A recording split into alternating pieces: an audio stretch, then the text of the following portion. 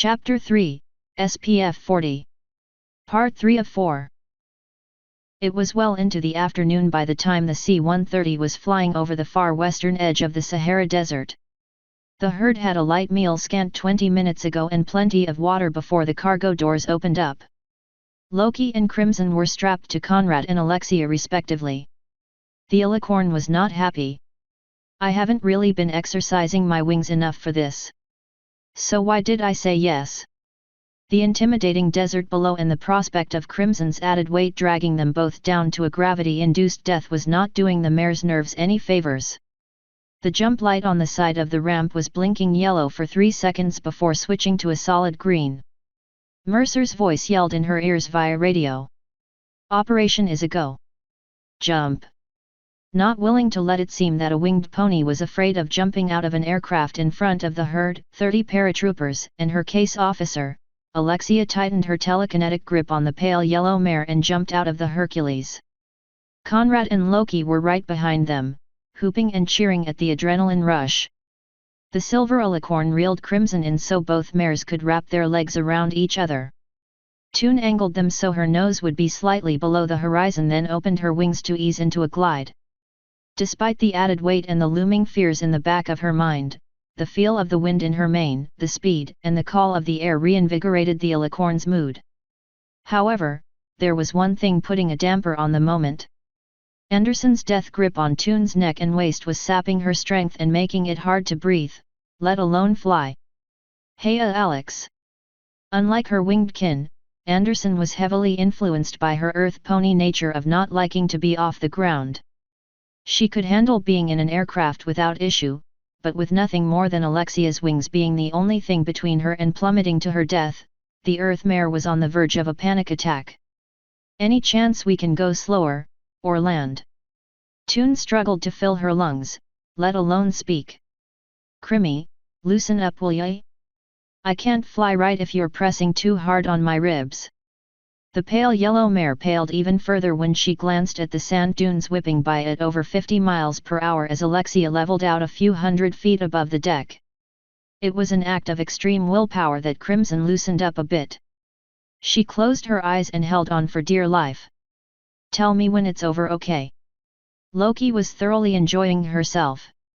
The green mare kept trying to act like it was a roller coaster ride and threw her forelegs out while cheering. "Woo yet! Damn samurai, you've got to take me into the air more often." Conrad looked over to his wing mate, who was less than 20 feet away on his left, and saw the sorry state Anderson was in.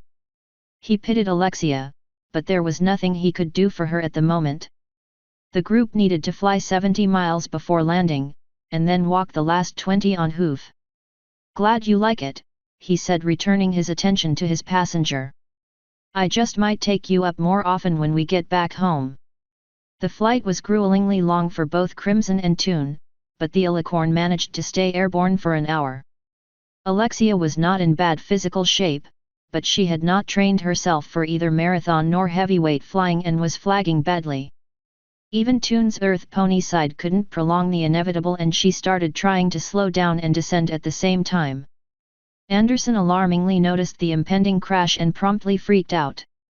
Crimson had been hearing that Alexia's breathing was ragged for some time, and she could tell they were falling at a speed far too quick to be healthy even with the silver mare's attempts to slow down. "Alex. I know I wanted to land, I really do, but not this fast." Anderson barely cleared the sand dune before finding the tether holding their harnesses together had been cut loose by Alexia's magic and her legs were telekinetically pulled off the alicorn. Crimson hit the sloping sands at 20 miles per hour and rolled down the dune while barely remembering to tuck into a ball. Toon barely had the strength to clear the next sand dune and make sure she would roll along her side so her horn wouldn't get caught in the sand. The alicorn barely managed to fold her wings in tight before gravity fully claimed her. Conrad dove down to catch up to the two mares rolling down to the bottom of the dune. "Loki, I'm going to cut you loose so you can help Crimson. I'll go after Alex." "Bombs away." The green mare saluted and hit the release on the tether. She fell to the sand giggling cheerfully. She rolled down the dune with the laptop tucked in her legs so it would avoid getting damaged and went 45 feet before coming to a rest next to an extremely dizzy Crimson. Seeing that the pale yellow mare was not in pain, Loki flopped on her back, laughing at the roll down the hill. Now that was some serious fun. I can't believe we've been missing out on this kinda thing back home. Anderson was trying her best to keep her breakfast in her stomach. I'll pass on that source of fun, thanks. Once the world around her stopped spinning, she gave herself a once-over.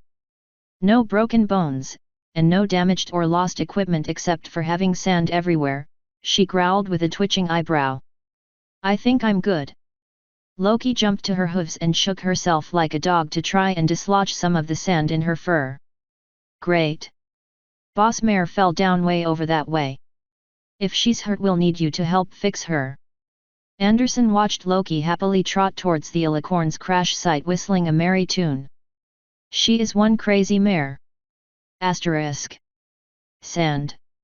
Sand, boiling heat, along with aches and pains ruled Alexia's world after she finally came to a halt at the bottom of the next dune over. Her wings were a mess in both stinging fatigue and ruffled feathers from the fall. I really should have cut down on the caramel apples, but they are just so damned good. Throw some almonds on them, maybe double dip the caramel after the nuts. Maybe stick my hoof in the caramel dip and skip the apple. I could really use some caramel right now. Tune's brief dreams of sugary delight were banished by the sound of feathers ruffling on air. She kept her eyes shut so the blowing sand wouldn't get into her eyes since the goggles had been wrenched out of place on the way down. You look like hell, Alex. The stallion gripped her harness in his mouth and helped pull her to her hooves. I feel like hell. Conrad helped cleanse some of the sand out of her mane and tail while she used her magic to put her goggles back in place. Thanks, Connie. No problem. We should get moving soon though. We don't want to stay in one place without shade. I can fix that in a minute. Tune inspected her wings by trying to unfold them, but the hour-long flight with over double her normal weight had left them so sore she couldn't even fully extend them. Ow! She cringed in pain before folding them back into their normal resting place. That could have gone better. How are your wings holding up? Conrad flexed his feathery appendages to ease out the stiffness that was starting to settle in. Not too badly. You really need to learn how to ride the thermals better. You were exerting yourself far more than necessary. Tune's fear over losing a herdmate had soured her mood, causing her to take the comment personally. Yeah, well, you try juggling magic studies, training cadets, motherhood, East constantly begging me for public appearances, trying to keep your coat and mane as perfect as possible so you look good on camera, and then tell me to throw in advanced flying techniques. Tune snapped while struggling to keep her hooves from shifting too much in the sand. He assumed Alexia to be a rather stable individual, and not prone to emotional outburst. As such, he was taken aback by the venom in her words. I know it was a rough landing, but I think you did rather well considering we were living the soft life up until yesterday. She wasn't sure if he was patronizing her, or being sincere. She decided to take it as a compliment and hung her head apologetically. Sorry, I've just been under a lot of stress. Before he could comfort her, the two Earthmares arrived with Loki shouting a greeting. Hey ho, Silver! You've given me the itch to get a dune buggy. Crimson grumbled about an extremely uncomfortable itch of her own. Alexia shook off her irritation and adopted the demeanor of mission leader. She ignored her physical condition to bring things into order. Maybe later, Loki. Right now, she faced Conrad, since you're still able to fly, I want you to go up and find us a path through the dunes. Be sure not to go too high or you might get spotted by any possible patrols. He nodded as he fell back into the mission at hand. I'll try to keep the summits between us and the sun. He took to the air, giving Tune the chance to face Crimson. I want you to double-check both of our physical states, make sure our fall didn't cause any injuries we can't feel. The medic was going to suggest that anyway and dipped her head in obedience. Since neither one of us are limping or bleeding, I'd say we're in decent shape. But if it's all the same, let me check you first then. Alexia nodded her compliance before switching to Loki. Get Mercer on the horn. Let him know we didn't make the LZ and will be behind schedule. Got it, boss. With the orders given, Toon let the pale yellow medic give her a full visual inspection. Anderson started with the wings, careful not to put any unnecessary strain on the silver mare's tired muscles. The alicorn winced as her left wing was pulled partially open. With the situation back under control, Toon dropped some of her commander's air. Sorry about this, Krim. I should have tried to find a shallower dune to crash on. Anderson tucked her alpha's apology away as unnecessary. Honey, I'm just glad to be back on solid ground. Both mares looked down at the sand. Well, solid enough. And it was partially my fault for not getting over the whole flying while not in an aircraft thing. I should have trusted your abilities more. The silver mare smiled weakly at her mate's reassurances while Crimson gently tugged on her wing. Does this cause any pain or discomfort? The azure-haired mare hissed as pain lanced down the entire appendage from tip to shoulder. Yes, please let go. The medic did so, which allowed her to refold her wing against her barrel. I think I took a hard hit on the way down. Well, it doesn't help that your wing bones are hollow. I need to check for a fracture. By the time Conrad and Loki finished their tasks, Crimson's examination was mostly complete. Loki muted her microphone now that her conversation with Mercer was over. What's the prognosis, Doc? Boss girl here has a sprained left wing and a few broken feathers on each. She faced her alpha. You're lucky it was sand we landed on instead of the mountainous forests back home. My legs are still fine, and we need to walk the distance anyway. Toon cast an opaque shield above them to provide the group some much-needed shade. Well, it's a good thing too. You're in no shape to fly for at a minimum of 24 hours, Anderson announced. And only after you let me finish plucking these broken feathers. With yelps of pain at each feather being pulled, the alicorn listened in on Loki's report. With their shafts broken, the mana bled away from the ruined feathers, causing them to turn grey and brittle after being detached from their owner. The veins decayed so rapidly that they were reduced to ash within seconds, leaving only the crumbling shafts. The trio of mares gave the event barely a momentary glance before returning to their conversation.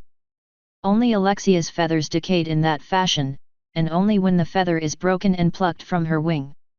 It gave Conrad a start the first time it happened, but a quick talk with Twilight said it was normal for an alicorn's feathers. Loki tried poking the spellbound sunscreen, but her hoof moved right past it as if it was air. Mercer said our timetable needs to be kept on schedule.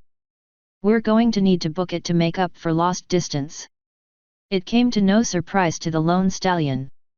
If we can maintain a brisk pace, this shouldn't be too difficult thanks to this shade spell of yours. He eyed the blanket of tan-color mana that spread out in an arching hemisphere roughly 17 feet in diameter. The surface seemed to dance and swirl as if it was a mirage of sand. That's not going to be too taxing, is it? Toon scoffed while blowing her long bangs out of her eyes. If there's one thing I have too much of, it's mana. Let's move out. As the equines followed after their alpha, the desert welcomed them with all the kindness it was known for. *. End of Part 3.